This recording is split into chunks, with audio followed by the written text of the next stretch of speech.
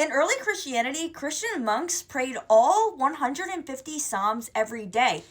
But since most people were illiterate, instead they recited 150 Our Fathers using stones or beads to count.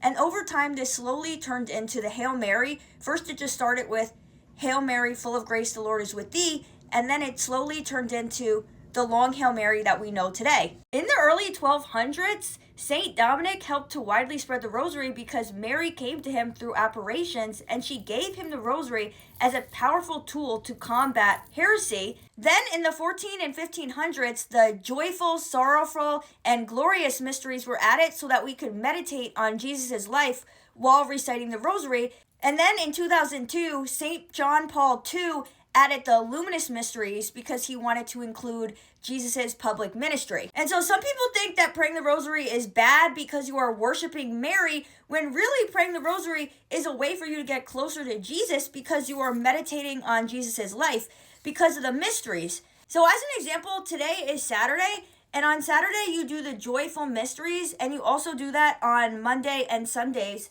during Advent. And so first, when you're reciting the Hail Marys, you're saying the Hail Marys with your mouth, but then in your mind, you're thinking about what these mysteries are. So first we have the Annunciation, and this is when the angel Gabriel is coming to Mary and telling her how she's going to be giving birth to Jesus. Then we have the Visitation, where Mary goes to see her cousin Elizabeth, and the baby in her belly leaps for joy. This is who's John the Baptist. Then it's Jesus' birth, the Nativity.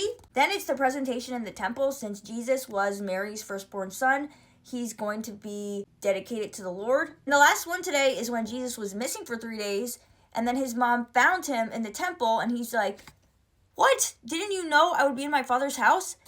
But so as you see, it is about Jesus' life. And so on Thursday, when you're doing the luminous mysteries, one of them is the wedding feast at Cana. And this shows how you can go to Mary to then get to Jesus, because when the people needed help at the wedding because they ran out of wine, they went to Mary and they were like, "Oh no, we ran out of wine. What are we going to do?" She then tells them to go to Jesus, and she says, "Do whatever he tells you." And then Jesus then turns the water into wine.